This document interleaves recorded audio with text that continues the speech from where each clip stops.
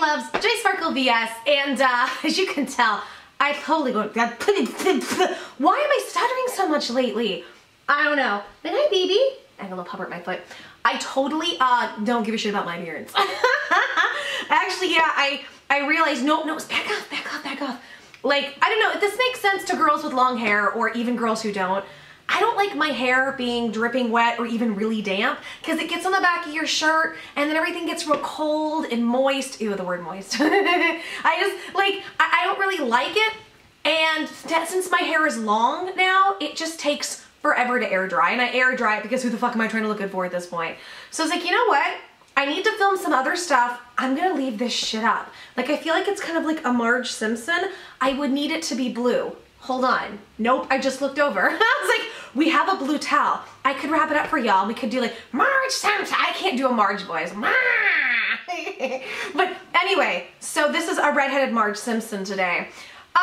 Yeah, stream of consciousness video.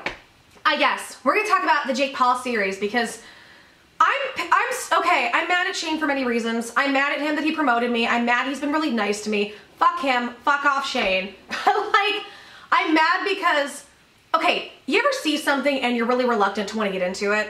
That's kind of how I looked at the series with Jake Paul. I was just like, oh, this is stupid. I'm not gonna watch this. Not that I think Shane is stupid, right? But like, just looking at anything at all with the Pauls and stuff, they're so oversaturated on YouTube and we've heard so much shit about them. And now, like, I am a fucking kid on Christmas every time I know he's gonna upload this goddamn video. And I am so excited. And I fall in love with Shane more and more every day. And it's not just because he fucking shouted me out and was really nice. Well, would you call it a shout out? It was featured. I was featured in like the biggest docuseries ever. Like, I still am trying to wrap my head around that. Even if it's just me going, yeah, smash. This is the best way for me to be seen in front of 20 million people ever. Yeah, smash. Oh God, we're not worthy. Okay, what are we talking about? Well, because I've had some Shane stuff going on that was exciting for me. It's probably, you know, literally a fraction of peanuts to him. I haven't really talked about the last couple of videos. So this is gonna be kind of an amalgam. I can't say this word I've been saying lately. Just a pairing or mushing of a bunch of shit together and kind of giving my opinion on this. So now we haven't seen the whole series through, right? And I have a feeling it's gonna be more than 8 parts because I think there's gonna be other stuff that's gonna come up, as well as I have faith that Shane is going to address some of the controversy at the end. I really do. But, you know, it's his series. He can do whatever the fuck he wants. I think he means well. First of all, I want to say, I hope, Shane, you're feeling better. I hope you and your bleeding dick are feeling a little bit poor, Shane. If you haven't seen it, I made a video where we're talking about the conspiracy.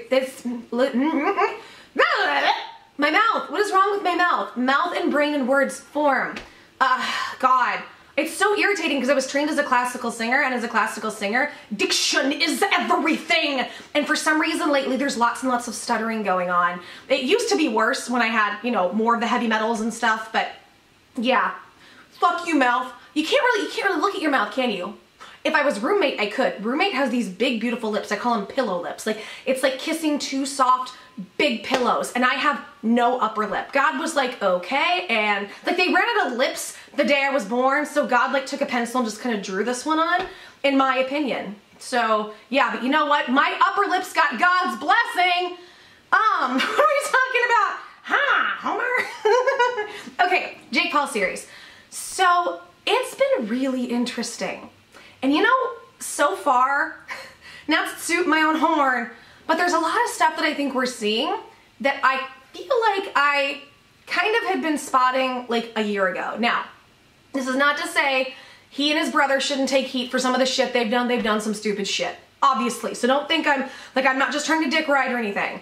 But I remember I put out a video and I think I got flack for it. And I'm trying to remember, because I put it on my patrons first. I think I put it out there when I was like, you know, when they were doing stupid shit and living in that neighborhood and, you know, setting shit on fire. I didn't know the whole story, but a part of me was like, is this really a reason to be outraged? Because this just seems like teenage boys doing dumb shit, and that's what teenage boys do. Like, teenage girls typically are like worried about the future and fawn over, you know, who they're gonna get married and have babies to, right? I mean, that wasn't me, but it was just like the general consensus of girls I was around. And teenage boys are just fucking rowdy and wild and fucking chaotic. You know, just the hormones make them go crazy and shit. I guess the hormones affect everybody differently. They make everybody go crazy in different ways. I was kind of in the middle. I didn't really want to have kids or get married. I was very goal-oriented. I still am. But here's the thing. So they talked about this in the other series, and I wanted to bring this up. So I'm from the Midwest. In fact, people at this point know every fucking address. Well, they don't know every address I've been at because I've lived a lot of places, but they know where I grew up, and they've doxed everything as much as they can within their comfortable reason, which means they'll never stop. I don't care anymore. Like, none of these losers are going to do anything to me. But, okay, so what am I trying to say? I grew up in the Midwest, so where I went to high school is literally like surrounded by some fucking farms and shit. Like, is my phone going off? Hold on. I don't think, no. Okay, I'll talk to the person later. Sorry, I was just like, is that, I don't know if y'all can hear it, so I figure I'm like, and it's on, what is it? I have it on so that you can't hear the ringer, but it vibrates, and I haven't turned it off vibrate. I'm sure there's a very simple way in settings that I will have roommate do. I love roommate. Roommate's great. Anyway, so I wanted to talk about this because to people who didn't grow up in the Midwest, this might not make sense. And I know the Pauls, I didn't realize they were from Ohio. I think, right? It's Ohio. I didn't realize that. And when I realized they were from Ohio in the sticks, a lot of their behavior made a lot more sense to me. Now, not the dead body filming like Logan did, and I know they've taken stuff too far, but my thing was like, you know what? We were all doing real stupid shit when we were young. Everybody knows when I was young, I was fucking dabbling in the new age shit in my 20s. And I still like some of it. I hope I'm just not an asshole about it now like I was then, and I've changed a lot of my, belief structures around. My Mark Simpson has fallen. Long-haired ladies, and even short-haired ladies who put it up like this. I know you know where I'm coming with this. You know where I am. I'm a ginger Marge Simpson. Okay, so, growing up out in the boonies, now I'm from the Kansas City area, but I'm from the Independence area. Independence, Missouri, home of Harry Truman. That's the dude that like fucked up Japan with a bomb.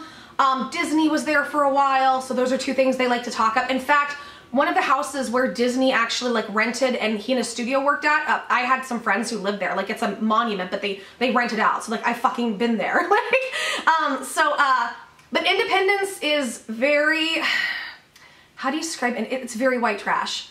It is. It's just very, very white trash. But we are out further in the county. So even though my address is Independence, like when you call, like if you call the police, the sheriff comes out. We're out in the county. To get to a gas station, it's a mile away. And I lived in a suburb, but it was just everything surrounded by farms. So there were a couple of nice, like there was one nice subdivision where I'm at, like in my school district. That's where I lived. And then there are a couple other subdivisions, and then a lot of it's just fucking straight country. Straight fucking country. So I understand the mentality of growing up in the boonies like they did. And it is not uncommon for kids to go, especially boys, to go do crazy shit. Like they used to do mud running. Y'all know what this is? I've never been. I had to have people explain it to me. So like they actually had, I don't know how this works, if it's a competition. Okay, so you get these huge fucking trucks with these big ass tires, like, the size of you. And they get in these trucks, they get into a big area that's muddy, and people sit or stand or do whatever, and they watch, and these boys, and I guess sometimes girls if you fucking want, but these boys would go in their trucks, ride around in the mud all crazy, and whoever didn't get stuck at the end won. Yeah, I don't fucking know. I don't fucking know. Like, so here's the thing, is like, so understand, I grew up in Midwestern culture, so I understand it, but I was kind of like an outsider to it, so I was never fully a part of it, but that's why, like, it's funny because I can be very well spoken, and you're gonna hear a lot of y'alls and shit, because it's just kind of, like, I kind of had to adapt where I was. I felt so out of place there. It's not uncommon for people to see who can build the biggest fucking bonfire. This is just what kids do when there's not a lot around. They kind of go crazy. And so, not to discount some of the stuff they've done, but it makes me have more compassion when you understand, because didn't we see Jake didn't even like finish high school, or right after he finished high school, he just went right out to Hollywood, right? So he's coming from that mindset, right? Of like just being this crazy goofy, wild kids in Ohio out in the sticks and whatever, which that's what happens when you're in the Midwest a lot, you know, depending on if you're a guy with a lot of testosterone or whatever, that's just what a lot of guys do. And here's what I think people don't understand. And I'm going to explain it from what I've been through. And remember, I've been through a fraction, I've been through a fraction of what some of these people like Shane Dawson and like, you know, because when I try to relate my experiences, understand I'm relating on this like microcosm small level to what they've been through, even though, you know, like I still wrap my mind around, there was a point where I had 15 million views and it was like the whole internet hated me. So, but again, I'm not nowhere near their level, but I understand and can appreciate some of what they're going through. And also, like I said, I've worked with celebrities, I've worked around very wealthy, like, I mean, top 1% of people. I've done lots of stuff like that. And I've witnessed from the outside as well with some of the work I did and some of the jobs I did. And a lot of what I'm seeing in this resonates true. And it even resonates true to my experience. So like, for instance, can you imagine being like, what, 16, 17 years old? The Pauls go on this Vine app and they're just fucking around and being competitive, and all of a sudden there are millions of people following them. Can you imagine being that young and having that big an audience? I'm 34 and I couldn't fucking handle an audience of 65-ish thousand. I couldn't handle it. I mean, granted, my situation was a bit different. I was really sick. I was out of my mind from being sick. There was a lot going on. And I had to build a thick skin because, like I've said, I've said this before and I'll say it again because it's so true. A lot of people like in the audience, a lot of you as viewers, and I've done this, I did this before I got on YouTube. You can sit and think sometimes you have an ultimate perspective because you are removed from the situation of something, so you can see different sides of something or both parties going at it if there's a drama or something, and you can think you have an ultimate perspective. I used to do this. I've talked about this before. I remember I was in France and I was watching Trisha Paytas have a meltdown about that guy Sean, and the problem is that until you're in the situation, A, there's so much shit going on behind the scenes y'all don't know about. You see this much and there's this much. And I think I really proved that when I came out with the story of what happened, and I didn't even tell everything, y'all. There's so much shit that I left out. And people like literally, I remember, I didn't understand the shock people were gonna have and like, holy shit, Joy, we had no, and I still get those messages, I'm so sorry I judged you, I had no idea. And I was trying to play YouTube, I was trying to play real life rules to YouTube rules, and it doesn't work that way. And it took me a while to understand that with everything else going on, right? So I'm just thinking of myself when I got on YouTube, I was what, 32? Yeah, I'm trying to think, yeah, 32 and then turned 33. And I could barely handle it. Imagine coming from a dysfunctional family with a dad with all kinds of fucking issues, right? Like we've seen. I think Jake is more of a sensitive person than what we're aware of, truth be told, from what we're seeing. And, you know, and you're coming from this wild environment of just going crazy, and then all of a sudden, plop, you're in Hollywood, millions of people are watching you. That in itself, I'm assuming Jake has probably never acclimated to. It took me, just from my small part, right? And again, I can't even touch where these people are. It took me a year to leave the internet and, number one, fully focus on my health and try to get myself better and face some inner demons and grow that thick skin that was needed. And I think, here's my opinion. I don't know if Jake, and this is not a diss, okay? I'm not dissing anybody. I don't know that he's fully grown the thick skin. It doesn't mean I'm saying he's handling things bad or he's a shitty person, but I mean that I think it seems like what we're seeing, and we're seeing a limited perspective, but from the small perspective we're seeing, it seems like he just has a tendency to shut down a lot emotionally, just kind of shut off, you know? And a lot of guys can do that. Like, roommate has that issue, and we've talked about that, where he'll just completely shut down and then he doesn't communicate, and then neither one of us know exactly what's going on with him. Like, this has been something I've talked about. It's, you know, he's a great person, and it's not like he has a whole lot of issues, but this is just something, you know, we've talked about. And this is a very common thing with men, but especially if you grew up in a very male-dominated house, and it's just him, his competitive brother, and his dad pushing them to be competitive. So you've got to imagine, for him, there's a lot of just shutting down that happens, and then overcompensation. Like, they talked about how, you know, he's got to have people around him all the time, and, you know, again, I went through a fraction of this, but it got to the point where I didn't know who to trust and I couldn't really trust anybody when it came to YouTube. And that was hard.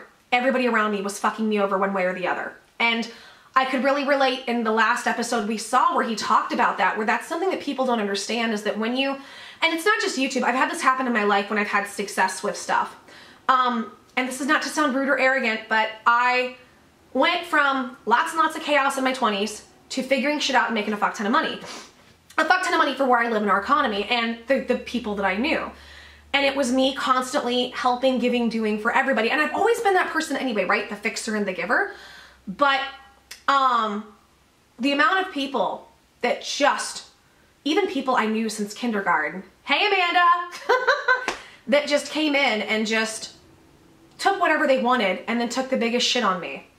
And then continued and lied and just, and I'm speaking from the perspective of like somebody who had, you know, who had saved up tens of thousands of dollars and had it really hard and had a car paid off, and that in my mind, I'm like, I'm doing well. Like I wanted to buy, like the goal was back then, and I was sick, but I was still working at it because I'm that type A personality, is I wanted to get a house, something, you know, in the Midwest, you can get something decent-ish for $100,000. And I got halfway to my goal, and then my body was like, you're done. And it was awful. The majority of my money went to medical stuff and trying to fix stuff and trying different treatments and just surviving. You know, it's been really, really hard. And almost all that money is gone now because it's expensive to live, period. But it's expensive to live when you're sick. You know, like there's just a lot that goes on with that. And I watched people over time just really take advantage, overstep boundaries, and feel entitled to. And what can happen is a lot of the people that know me, and I'm not trying to say this to be arrogant, I'm just gonna speak from my heart. I'm one of those people that like, I create opportunities wherever I go. It's hard because since I don't go a lot and do a lot anymore, that doesn't happen right now. But when I was working and I was little and I was cute and I just loved everybody I met, you know, I tried to just be a loving, positive person everywhere I went and joke with people. You know, I was constantly getting job offers. Like I constantly had good stuff coming to me. And I think that's part of karma when you know, I think it's almost like part of like not, and by the way, when I say this, I'm not saying like Wiccan and or pagan, but there was like, there's a part of me, and I've had people say that, it's like you're like a good luck charm. It's like there's a magic about you. It's gonna sound really arrogant, I'm not meaning to, I'm just being honest with my experiences. And the thing is, I think it was, and you know, that's why I would make campaigns #1 across the country in like Wichita, Kansas, and Kansas City, and Oklahoma City. You know, and we're fighting with huge, huge cities and, you know, 30 different cities across, you know, here in Canada and shit. And so like, I would talk to people about it and talk to businesses who'd want, like I'd be promoted to national trainer with things, and I'd go out and try to fix markets and this and that. And, you know, be like, well, what's your secret? I'm like, there is no secret. I just give a shit about people. When you genuinely give a shit about people and when you care, people they feel it. You know, people can sometimes be easily misled, but people also aren't stupid, and people can feel you. Like children are some of the smartest people because children can really feel a person when they feel good or feel bad and that sort of thing. And people can feel when you give a shit and when you're taking care of their best and highest interest. I was good at the sales I did because if I thought I was selling you something that wasn't good for you, I would tell you. I'd be like, look, I don't want to do anything to fuck you. And because of that, people trusted me. So anytime I sold something, they would come to me first because they knew I was going to take care of them. And just, that's always how I've been. I care about everyone. And you can't do that on the internet. And it took me a while to understand that.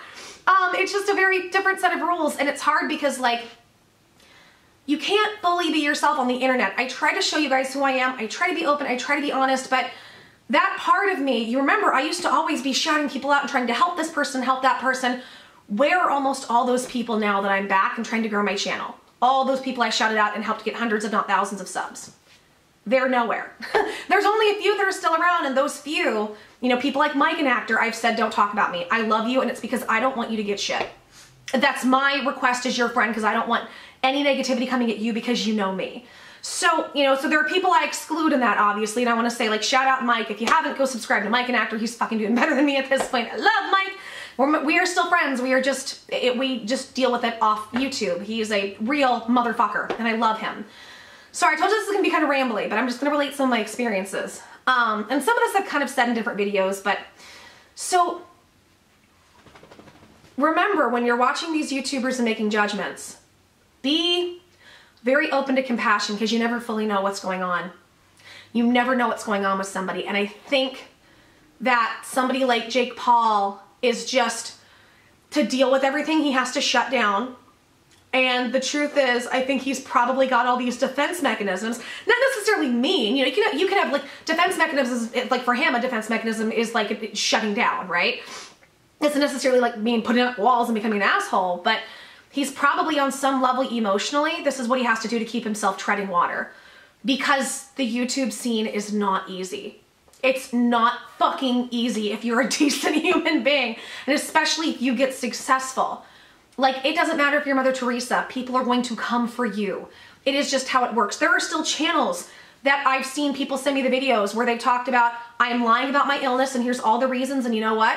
The research proves me right. And have any of them, and they would all say that I'm giving all this dangerous medical advice to people. Well, they're the ones that gave the wrong advice, and are they fixing it? No, because at the end of the day, they care about their bottom line. They don't care if they slander or hurt anybody else. And I'm not about that life. That's why if I even make a small mistake, I beat myself up, like you guys saw recently. And I'm dealing with that better. I'm dealing with that internally. You know, that's something that I will have to process. And then when I want to, when I'm outside of it, I'll talk about it. But it's just a very different world. And I've been there. I've been there where it's like you give and you give and you give and you sacrifice and sacrifice your own self. Hey, no. Watch out, baby. No, come here. Come here. She's trying to get into something. Come here. Come. Hold on, if I have to break. Oh, excuse you. Oh, no. Come here. Are you all right? Oh, honey. Oh, you okay? You okay? Come here. Come here. Here, if you get sick, I want you to, can you come here? Okay. Okay, come here. Oh, I don't know if she's like about to get sick or she's been coughing a little bit. Come here, it's all right. It's all right. It's okay. Yeah. You just let Mommy know and we'll stop filming, okay? Because little puppers come first, for babies come first. Okay. So, sorry, we got our co-star back. My little clown partner. Yay, you're a pretty girl. Okay, so I can just really relate to that sense of feeling like you're in a good position and being constantly fucked over no matter how much good you're trying to do. Not just YouTube, I've had this happen in my real life. One day, I'm going to open up about stories of that, and I have, hey, watch out, watch out. It's my fault. I ate some lunch while I was watching, oh no! Is it okay now? I got really blurry. I looked up and it was like blur. Okay, I was eating some lunch and I got halfway through it and then I got to the end of the docu-series and I'm like, I want to film! So I've left food out. It's my fault. I'll have to put it up in a second. So anyway, and they're actually, these dogs are so good. If I leave food out, typically they aren't going to get too obnoxious. They'll just go run and sniff it. But I just have to be a little bit careful because some of them have had stomach issues and we just want to make sure they're okay. But I am going to share some of it. I do have some potatoes, some mashed potatoes, which are okay for dogs. As long as there's not like a lot of certain seasonings like garlic and stuff in them, they should be okay. But I can just really relate. And you know, the docu-series really makes him a lot more human. And I think they're right. I think he's gotten a lot of flack. Yeah, he's done some stupid shit, but I think he gets a lot of flack for what his brother does. And I also think we have to keep in mind, yes, hold people accountable. Hold people accountable, I'm not saying not, but he's still a kid. He's a kid from backwood Ohio who just, this all fell into his lap and he probably has never fully acclimated to it. And you know what though, how can you? How do you fully acclimate to this? I would say somebody like Shane is probably a lot better acclimated simply because he's been doing this for years, right? So yeah, and even Shane, we watch Shane struggle. You know, it's hard. It's really, really hard. And I think this is something just aside that if people haven't been in these situations, they don't understand. We don't understand how much this motherfucker has been lied to, taken advantage of, fucked over. And something else I wanted to talk about there was a few things I could really relate to. Him saying, you know, I don't want to ruin my family relationships because at the end of the day, when everything stops, all you have is family. Yes, that's true. I have a little different take but now granted, I don't think he grew up in the same family I did. I think if he ever got really sick, his family would rally around to help him, unlike mine, who are like, you fucking deserve it, go die. Like, here's a fun story. I remember one of the last times I spoke to my mom, I was crying. I was like, I'm running a fever, I'm really weak. I need help. And I don't ever ask my family for help. I'm very independent. You know, I need help. And my mom said, well, all people get sick and all people die. So I don't know what you want me to do about it. Like, parent of the year, right? So my perspective is going to be, and my advice, now that he fucking needs it, is going to be a little bit different. But this is what I would say. He's young and he probably doesn't know how to set boundaries yet with people or his family. This is something he's probably had a crash course in that he's trying to learn, but I think probably more than setting boundaries, he shuts down, is what I'm assuming, and kind of how it looks. And he tries to, it's just constantly trying to process shit or distracting himself from stuff going on, right? And I think I hope he will get to a point, and I'm sure he will, it's just part of your 20s, because of what he's like, what, 21, 22, he's really young. I hope he will get to a point where he feels comfortable and confident enough to set boundaries with his family. That's the other thing too. I was the baby of the family, he's the baby of the family. And the baby of the family, you get no fucking respect a lot of times. Zero. And everybody wants to kick you and shit on you. And he probably, on some level, it's almost like he feels it's an unconscious thing where you feel like it's deserved, because it's just your brain has been wired to that, right? And I hope that he gets to a place where he can set healthy boundaries. If it's not healthy for his father to be living there, well, his father's a grown-ass fucking man who's already done him enough fucking damage. Go get your own house, you know? Go fucking take care of you. And vice versa with other people and other things in his life. And I agree with what they were saying. Like, even though I said I'm trying to be open, but I've got issues with Katie Morton on some of this stuff, she is right on about, you know, the way your brain works and psychology works when it comes to like working where you sleep, this, that, and the other. Because for me, like, that's what I do. Like, I am it's something I've adapted to. It's taken a while and I found peace in, but I am constantly in a 2-bedroom apartment. And I'm constantly literally working on YouTube. Y'all don't understand. I work on this all the time. Even the days I'm sick. And then I beat myself up when I have to take an hour break. It's constant research. It's constant, you know, because I have all these videos I can do that are easy, but then I love the in-depth videos and the research. But can I do it this day? Am I well enough to get this together and get this right and stuff? And it's hard to work and do all of that in the same space. It is. And to have all of those people and all of that chaos, just remember when you were that age, could you handle all these people relying on you? And then who's fucking you over? Who's about to stab you in the back? Are your family fucking with you? Are they trying to ruin your career? Is your brother being a dick and fucking your girlfriend? That's a lot. And this is one of those things where I think people might not understand, because to other people it's like, shut up, quit whining, you have millions of dollars. Millions of dollars does not fix emotional turmoil, because when you are that set, you have all different types of people trying to come at you in ways that are probably not for your best and highest good. And it can bring about a sense of anxiety and paranoia to trust people. How do you ever fully trust people? It's hard. It's really, really hard. But at the end of the day, I think, you know, and that's the other thing too, we also saw him own up to stuff when they talked about the whole thing about the fight that happened with somebody to club, some girl to club. He was like, yeah, I think I, you know, jumped the gun and that was irresponsible and was immature. Like, we're seeing him just open up and admit mistakes and stuff. And the other thing too that I think was really good for this girl, and this is something I'm learning, is that Jake and his brother are their type A personalities like I am, you know, constantly go, go, go, go, go. And I think it's really good that she is there to slow him down. We all need that, but that's the hard thing about YouTube. Because when it comes, I mean, when you're in like the position of Shane or the Paul brothers, it's 1,000 times easier, obviously. But like for me, to build the channel, I feel like I can't slow down. Because a day off is a day less the algorithm to build when I'm trying to build back up what I lost. And with the AI bots now, 2017 YouTube is not the same as 2018 YouTube. It's just not. Like, and I'll do a video about this, talking about this soon, but like in my case, you know, I'm getting videos demonetized that I shouldn't, or it's like, I'm noticing I get messages, I've probably gotten hundreds literally since I started back on YouTube. People aren't getting notifications. And these are loyal viewers. My loyal viewers, my loyal viewers, I've had to like say, and this is why I say in the videos, check 1 p.m. and 2 p.m. every day. And then I might do a third video because they might not get it. Like, fun side note, we'll talk about this. All my BetterHelp videos are either getting immediately demonetized or they'll only, like I had one video that did 200. Sometimes the camera just stops recording because it wants. But like, typically I'll get anywhere from 500 to 1,000 views in an hour and then grows. and one video barely hit 200 views, and it was the last couple BetterHelp videos that I uploaded. And it's because, and I've been researching, it doesn't get, like, the AI bots learn what to promote of yours. It's crazy. And I think there also might be parts of that because of the 2 strikes. I think that's also, I've seen a big decline because of that. I think that hits you in the algorithm and stuff. But anyways, I digress. I'm just saying, it's like, I understand with YouTube, if you don't continue at it, you die. You know, you have to really be the right person, entertaining, really charismatic to be able to, like, you know, just take a bunch of time off and then come back like nothing happened. And I'm grateful that I came back to the audience I did, but I'm still having to build, if that makes sense. So I understand his thing about, like, it's really hard to just take a break. And I think because of the environment they grew up in with their dad, they weren't allowed to. And I understand that. I grew up in a similar environment. It was weird. There was no real parenting, but there was constant pushing for what my mom wanted. But my mom wanted conflicting things. It was so weird. My mom trained me that I was going to be a singing superstar.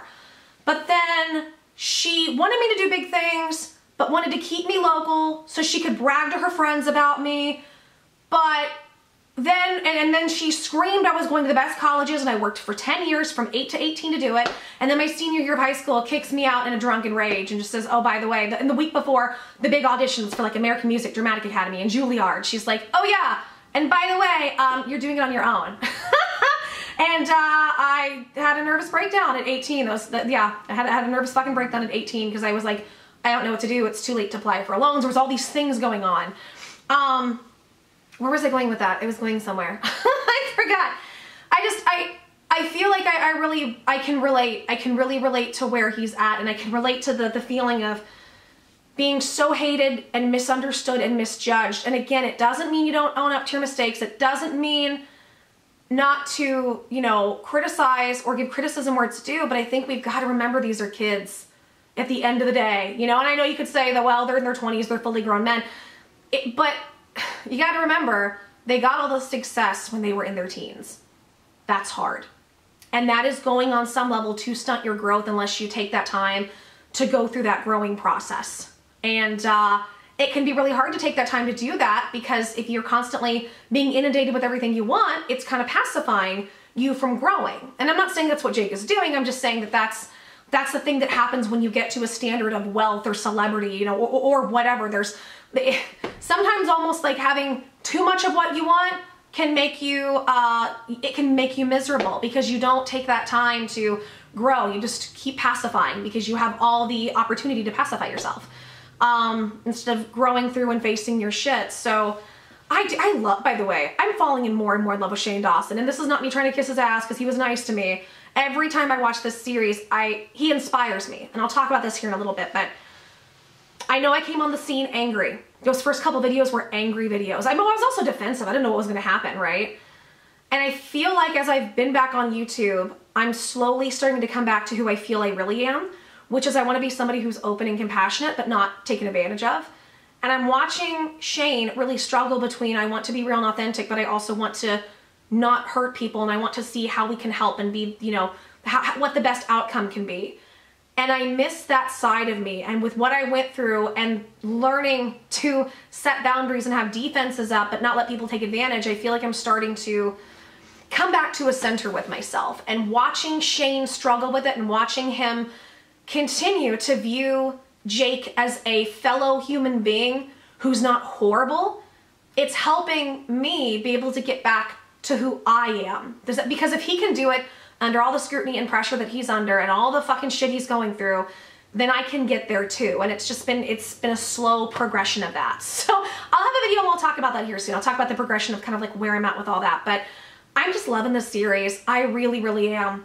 I really, really am. And I think Jake's not perfect, but I don't think he deserves to be as, how do I put this? I don't think he deserves to be as hated as he is. It doesn't mean you have to like him, doesn't mean that he shouldn't own up or take responsibility or be held accountable, but at the end of the day, we're dealing with kids, and we're dealing with kids who, from my perspective, have show parents that once they smelled money and success, they pushed it, and they still push it. And I really hope, from somebody who has gone through some stuff with my family and been the youngest, I hope that Jake gets to that point where he is strong enough in himself to set boundaries. Doesn't mean he has to hate his family, doesn't mean he has to, you know, shun them. I mean, he can if he wants. My family's so toxic, I cannot speak to them. You know, it's like, it's either they're incredibly toxic or the rest of them just want gossip fodder and they listen to the toxicity and they could care less whether or not I live or die. I'm probably like, out of a lot of my family members, I'm the cleanest human being in terms of criminal record and being an upstanding citizen, and yet they look at me very differently, but I'm also different than they are, you know? They're like teachers and fucking insurance people, and you know, they're very normal 9-to-5ers, and I think me not being that is, they don't know how to deal with that. So there's just, you know, there's a lot, but I don't want to be around the fake, like, there's a force of, oh, okay, so it's the holidays, you have to come see us on the holidays, but otherwise, we don't fucking care. But there's a pressure to come around the holidays, and sometimes I feel like it's just for gossip fodder, and it's like, what's the point? Like, I don't want shallow relationships. I'm not about that, whether it's friendships or otherwise, you know? So anyways, this is just my take on the Jake Paul stuff, and yeah, it just makes a lot more sense. They came from the boonies. No wonder they're so fucking wild. There's nothing to do. There's nothing to do out in the boonies. What do you do on the boonies? You go fuck, and you know, that's whether, and you know, as much as you don't want to get a girl pregnant at that age, that can happen a lot out there because there's just nothing to do. You get drunk, you fuck, and you go do crazy shit because you're bored. There's not a whole lot of outlet. Like, I spent my days, I woke, like literally I was in school from 6 a.m. typically anywhere from 9 to 10 p.m. That was a normal school day for me because I would get up 2 hours early. I'd be in the broadcasting room editing a documentary or editing a piece. And then I would go to, or I'd be working on a music solo. Like, I was constantly trying to achieve and make myself busy because it was my way of trying to get the fuck out of there. I just couldn't relate to anybody. You know, people were just, it just was a very different world, you know, there. And I just always felt like, I almost felt like God was playing a trick on me, putting somebody like me in the middle of this podunk place, but I made it work for myself. But, you know, I'm just imagining them coming from the environment, the pushy dad, that making them compete against each other, which makes them rivals, which makes them kind of enemies a lot of times. And it gives the sense that it's okay for them to screw one another over, or probably in the case where, you know, the older one screws the youngest one because he can, he's bigger, he's stronger, he's smarter because he's just been around longer. And then, you know, you have the passive mom, and then here they are, and they're you know, they were really driven kids. They were like, what was it? They did like wrestling, and they like won like state competitions and shit. And then all of a sudden, their parents are pushing them in entertainment because now there's some fucking money involved. And all of the people watching it, it's just, I just think we have to give room to remember these kids are human beings. Remember, they've probably had some, if their parents weren't complete shit, there probably wasn't much parenting at all or good parenting. I think the mom was lackadaisical and probably just, oh, la-di-da, you know, I want you to be happy and I want you to do what you want. And then the dad was just a complete fucking tyrant, you know? Like, that's kind of how I look at all this, to be honest. And I think it will take time for him. I'm 34 and still unraveling shit. You know, it's funny, when I was like 17 or 18, I used to laugh hearing stuff like Creed songs, and I used to be like, these guys are in their 30s and they're still bitching about what happened with their parents. What the fuck is wrong with you? And now being 34, and I'm like, oh my God, I get it. It follows you. I was an asshole at 17. What a judgmental little shit. I knew everything about the world, didn't I? I was a junior in high school. I knew everything. Fucking ass. I get so mad at my former self. But anyway, that's my take. What do you guys think? Tell me what you thought about it. I thought it was interesting, and I'm just excited to see more and more. And by the way, Shane, I've been praying for your bleeding dick. I hope it is okay. But like I said, I still think you're lying, so we're gonna need to see pictures. Is the dick still attached? Has it broken off? Has it shriveled off? Has it run away? Has it gone and like found a hole in the wall to live with the mice? And now do you have mice? Confirmed. Shane Dawson, with all of his money being so fucking rich, can't hire editors, and now his dick lives with mice, and his house is full of mice. He's disgusting. Nobody watch him. Hashtag boycott the series. Boycott the series, guys. Hashtag boycott Shane Dawson, Jake Paul. Fucking, because they have little rat dicks. little mice wieners running around. Ew! I'm just, now I have these weird images of like a mice with like a half-ripped dick off, just like running around with it in its mouth, like no big fucking deal. And then Shane being terrified because it's like, oh my God, there's a rat in my house, but oh, it has my dick, so we have to get it. I don't want to touch it. I swear to God, why? Why does my mind do this shit? I get bored and I come up with these weird fucking ideas. And then I just word vomit it to you guys and hope that it's at least entertaining. I gotta take the towel off because it's starting to make my ears hurt, okay? I love you guys. Continue to be blessing yourselves and blessing others, and continue to try to find the joy and sparkles of the bullshit in the world. I love you guys. I'll see you soon. That was said really fast. I challenge you guys, go back and like speed that up double and see what happens. I want to know. Leave it in the comments if you want. Or don't. Fuck, who gives a fuck? Don't leave a comment if you don't fucking want to. I mean, you don't have to do anything this bitch says. Who the fuck is she? It's fucking Ginger Marge Simpson. Okay, bye.